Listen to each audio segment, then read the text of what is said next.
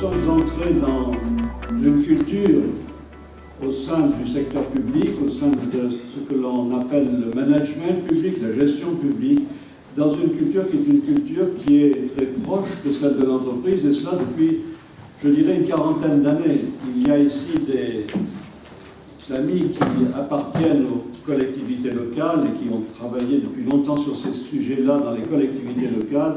Ils savent très bien que ça fait maintenant une quarantaine d'années que l'on discute de ces questions dans le secteur local. Une quarantaine d'années, ça veut dire à partir de la fin des années 70, après le premier second choc pétrolier, si vous préférez, c'est-à-dire après cette entrée dans la crise, les collectivités locales se sont particulièrement intéressées à adapter leurs méthodes de gestion, les méthodes de gestion de l'entreprise à celles qui étaient les leurs, c'est-à-dire en fait essayer d'être plus efficaces. On est rentré là dans une logique d'entreprise au sein du secteur public, une logique d'entreprise qui avait été déjà, il faut bien le dire, longuement pensée aux États-Unis depuis la fin du XIXe siècle. Mais une logique d'entreprise qui se met en place en France avec les collectivités locales d'une façon extrêmement matérielle, extrêmement concrète. L'État y est venu après. L'État est venu après un petit passage avec la rationalisation des choix budgétaires que vous connaissez, mais l'État est venu d'une façon aussi beaucoup plus concrète à partir de 2006, c'est-à-dire avec la mise en place de la LOF, de la loi organique relative aux lois de finances du 1er août 2001. Nous avons baigné dans cette culture d'entreprise, nous comme d'autres pays dans le monde, ce n'est pas un phénomène propre à la France, vous le savez bien, une culture d'entreprise qui a pénétré le secteur local, a pénétré l'État, a pénétré aussi, et surtout à partir de 2005, bien qu'il y ait eu les lois de financement en 1996, le secteur social. Donc finalement, une logique qui nous pousse à penser qu'après avoir mis en place une comptabilité qui ressemble quelquefois trait pour trait, avec beaucoup de difficultés, le président Prada nous en parlera tout à l'heure, à une comptabilité d'entreprise, néanmoins, une culture d'entreprise s'est imprimée dans notre gestion publique. Dans une appréciation globale des effets de la LOLF et de la LOLS, je crois que la certification est sans doute, en réalité, un des principaux points forts et un des points qui, quoi qu'il advienne, demeureront.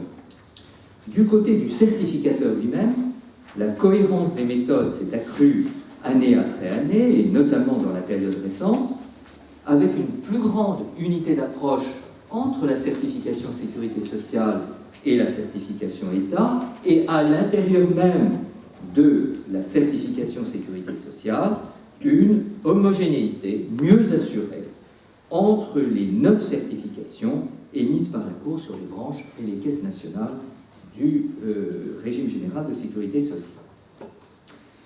Cependant, du côté de l'État, et peut-être plus encore côté sécurité sociale, les progrès ont d'abord été d'une lenteur un peu désespérante. Et la Cour l'a relevé dans sa certification des branches et caisses nationales du régime général en juin 2015. Sur bien des points, les progrès d'une année sur l'autre sont devenus quasi imperceptibles, même si le certificateur se fait un devoir de les mettre en exergue. Les systèmes d'information semblent constituer un butoir quasi pérenne côté État, par exemple pour la fiscalité, mais aussi pour certaines branches de la sécurité sociale. La problématique de la transversalité des normes comptables dans le secteur public. Et cette problématique, nous l'avons posée non pas selon un cheminement difficile, comme vous l'avez dit tout à l'heure, mais selon un cheminement que je trouve assez satisfaisant, sauf qu'il est effectivement tardif. C'est-à-dire que nous avons eu l'idée, il y a quelque temps, il n'y a pas très longtemps, 1 an et demi ou 2 ans, nous avons eu l'idée de construire un cadre conceptuel. Et ce cadre conceptuel, pour nous, il a vocation à nous donner, au fond, les bases de ce qui explique la différence entre les comptes publics et les comptes privés. Pourquoi y a-t-il et doit-il y avoir une différence entre la comptabilité applicable aux entreprises et la comptabilité applicable au secteur public non marchand, financé par prélèvement obligatoire. Et on voit bien que cette problématique, elle est transversale dans une certaine mesure. D'où l'idée d'un cadre conceptuel essayant de trouver les raisons pour lesquelles, fondamentalement, la manière dont on enregistre les transactions, les actifs, les passifs, n'est dans certains domaines pas tout à fait la même que celle, et même pas fondamentalement la même, que celle que l'on suit pour les collectivités de nature privée. Alors, la certification, si je devais d'ailleurs résumer son apport à la matière budgétaire, je dirais qu'elle a apporté deux choses. Elle a apporté de l'épaisseur et de la profondeur. De l'épaisseur parce qu'on a ouvert le champ patrimonial avec le rapport actif-passif. Et de la profondeur parce qu'on est entré aussi dans le champ de la durabilité de certaines charges, mieux identifiées, les dettes, les pensions, les partenariats publics-privés, les risques financiers au travers des garanties d'emprunt, qui d'ailleurs avant la LOLF ne faisait l'objet d'aucun vote du Parlement. Un jour, il y a eu 1 milliard d'euros de garanties d'emprunt qui ont été accordées pour l'Euro Disney. Le Parlement n'en a jamais entendu parler jusqu'au moment où on a retrouvé ça dans le stock, d'ailleurs avec la certification. Comme disait Keynes de l'économie, c'est une sens lugubre. Je pense qu'il y a forcément quelque chose de cet ordre-là. Je pense en revanche, et en réfléchissant suite à notre échange de l'autre jour, je pense qu'on pourrait compléter l'exercice de certification, et je fais référence à mon expérience à la mutualité, c'est que j'ai eu à travailler sur les règles de solvabilité 2. Les mutuelles, les assurances, il y a des certifications des comptes faites par les certificateurs, et puis il y a un rapport de solvabilité. Alors pourquoi pas, j'avais envie de développer beaucoup plus, je le ferai par écrit, pourquoi pas un rapport de soutenabilité qui pourrait être transmis au Parlement, un rapport de soutenabilité, et qui permette, plutôt que de mettre ça dans des annexes, comme c'est marqué annexe, ça donne toujours le sentiment que c'est pas très important, alors que les annexes sont parfois beaucoup plus importantes que les comptes eux-mêmes.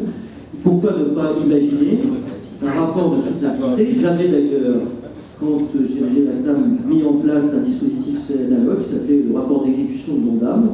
C'est devenu dans la loi du Brésil le rapport chargé-produit, qui est plus annuel, alors que mon idée était à l'époque d'avoir un rapport pluriannuel.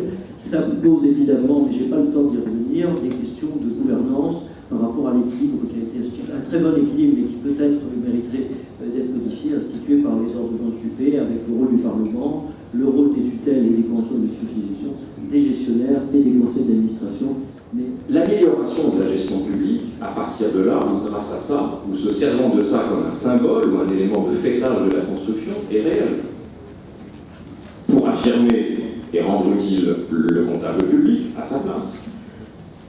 Pour créer et développer et rendre efficace la fonction financière dans un ministère, et on part de loin.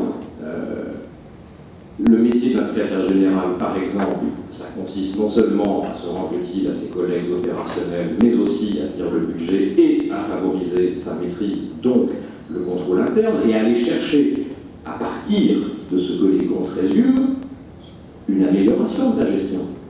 Quand vous ne connaissez pas votre patrimoine, comment voulez-vous le valoriser? Comment voulez-vous décider de ce que vous avez gardé et pas gardé? Cela a été dit parfaitement justement pour l'immobilier de l'État, mais c'est très vrai pour les actifs de la défense, y compris pour les petits objets. La défense a fait des dizaines de millions d'économies rien qu'en comptant ses stocks, après avoir bien voulu renoncer à des évaluations forfaitaires qui certes étaient bien commodes et jusque-là avaient largement suffi.